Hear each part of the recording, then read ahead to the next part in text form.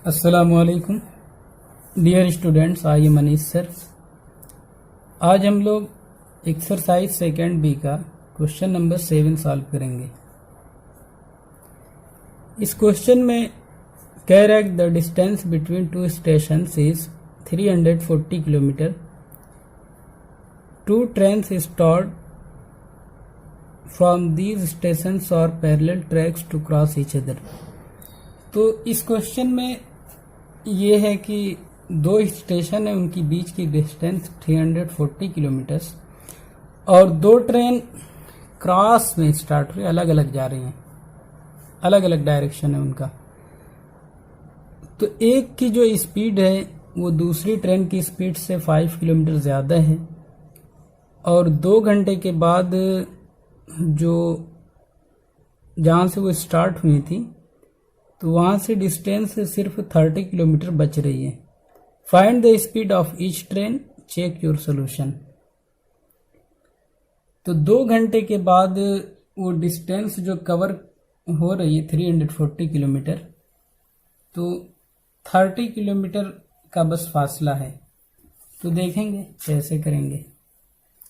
तो सबसे पहले हम स्पीड को, पहली ट्रेन की स्पीड को x सेलेक्ट करेंगे और दूसरी ट्रेन की जो स्पीड होगी वो x+5 होगी। तो जो पहली ट्रेन है उसके लिए जो डिस्टेंस होगा, डिस्टेंस का फार्मूला होता है टाइम इनटू स्पीड। तो टाइम आपका 2 आवर और स्पीड x आपने लेट किया है तो ये 2x होगा। और जो सेकेंड ट्रेन है उसके लिए मतलब कि जो उसकी डिस्टेंस होगी दूसरे साइड की, वो आपने x+5 लेट किया है तो वो भी 2 घंटे तक गई है, तो 2 आवर से उसको भी मल्टीप्लाई करेंगे तो आपका आएगा 2x+10। अब देखिए इन दोनों को हम ऐड करेंगे, प्लस जो 30 किलोमीटर बच रहा है उसको भी ऐड करेंगे और दोनों को दिखा देंगे इक्वल 340 के। तो यहाँ पर पहले ये 2x फिर ये प्लस 2x+10 और वो जो 30 किलोमीटर यानी 30 + 30 इज इक्वल टू 340। यहाँ से ये दोनों ऐड कर लेंगे हम 4x और इसको उस साइड ले जाएंगे 340 पहले से और ये दोनों आएंगे 40 तो दूसरी साइड ट्रांसफर हो जाएंगे -40। सो x की वैल्यू हम निकालेंगे, पहले तो ये माइनस होकर 300 बचेगा और 4 से डिवाइड हो जाएगा। आपका आंसर आएगा 75 किलोमीटर पर आवर। तो दूसरी ट्रेन, ये तो पहली ट्रेन की स्पीड है, तो दूसरी ट्रेन की स्पीड आपकी x+5 इक्वल टू क्या मिलेगा 80 किलोमीटर पर आवर। ये आपका आंसर हो गया। ओके, अब हम देखेंगे क्वेश्चन नंबर 8। इसमें कह रहा है कोई स्टीमर है जो एक बार तो पानी के बहाव के साथ जा रहा है और एक बार उसके खिलाफ जा रहा है। तो जब वो स्ट्रीम के साथ ट्रेवल करता है तो 4 आवर्स में वो पहुंच जाता है, जबकि उसी सेम डिस्टेंस को अप स्ट्रीम अगर वो आता है यानी उसके खिलाफ आता है तो 5 आवर्स 5 घंटे लगते हैं। और यहाँ पर बोल रहे हैं कि अगर स्ट्रीम की जो स्पीड है, जो पानी का बहाव है वो 2 किलोमीटर पर आवर है, तो स्ट्रीमर की स्पीड मालूम कीजिए, स्टिल वाटर पानी को छोड़कर उसकी स्पीड क्या होगी, यानी उसकी स्पीड कितनी है स्ट्रीमर की, पानी को अलग कीजिए। तो सबसे पहले हम यहाँ लेट करेंगे, let the speed of streamer in still water x kilometre per hour. तो पहली कंडीशन में जो जाएगा वो पानी के बहाव के साथ, तो वहां पर हम लेंगे distance equal to time into speed. तो यहाँ स्ट्रीमर की स्पीड भी स्ट्रीम के स्पीड के साथ ऐड हो जाएगी, यानी 4 इंटू ये जो हमने लेट किया स्टीमर की स्पीड और प्लस ये जो स्टीम की स्पीड है, दोनों एक साथ होगी। पानी के बहाव के साथ जा रहा है तो वो भी उसको सपोर्ट करेगा और तेज हो जाएगी, तो यहाँ ऐड कर देंगे। तो ये आपका आ जाएगा 4x+8। और सेकेंड कंडीशन में उसके खिलाफ जाएगी तो वो अपोज करेगा, यानी उसको हम माइनस करेंगे। तो 5 घंटे लगते हैं 5 से मल्टीप्लाई, तो ये आएगा 5x माइनस 10। और दोनों सेम डिस्टेंस ये कवर कर रहे हैं, तो इसलिए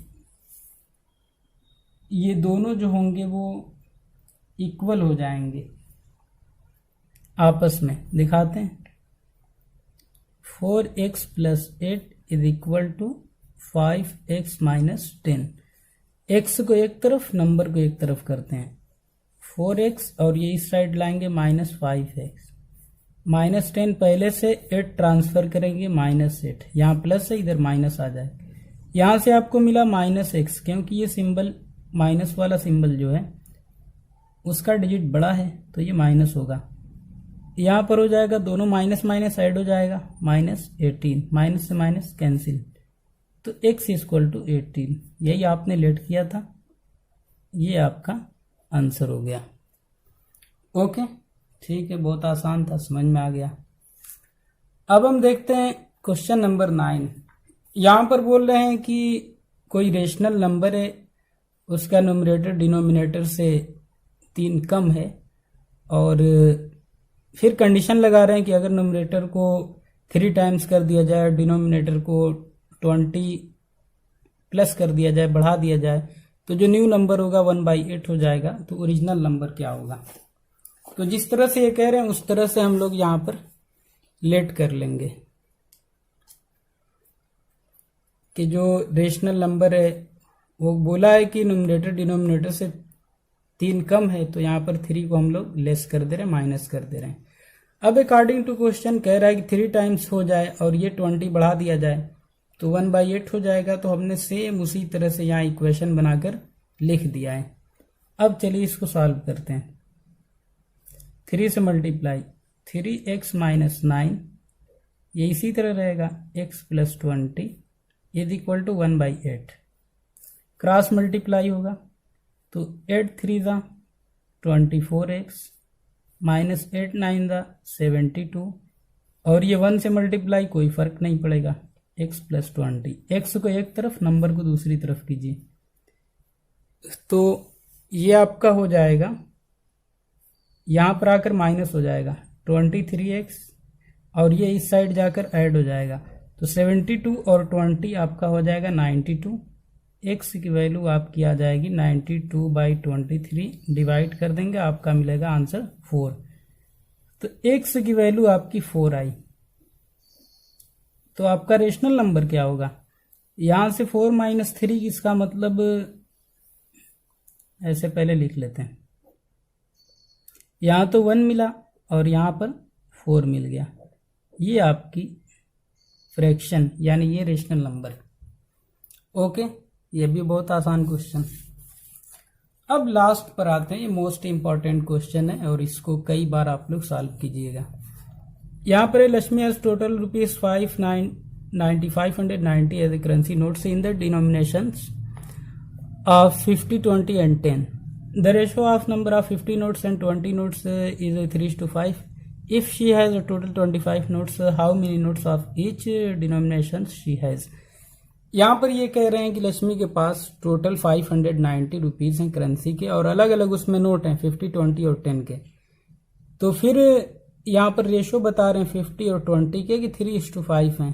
तो अगर उसके पास टोटल 25 नोट्स हैं तो हर एक नोट अलग अलग कितने हैं उसके। तो देखिए,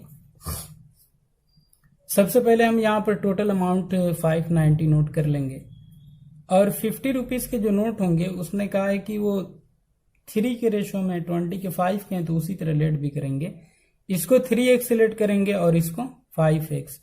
और जो 10 रुपीज़ के नोट है, जाहिर सी बात है कि ये दोनों अगर निकाल दिए जाएं टोटल नोट से तो वही 10 के नोट बचते हैं। तो टोटल 25 नोट्स हैं, इनमें से हम इन दोनों को सब्ट्रैक्ट कर रहे हैं, क्योंकि अगर इससे इनको निकाल दीजिए तो जो नोट्स बचेंगे वो क्या होंगे?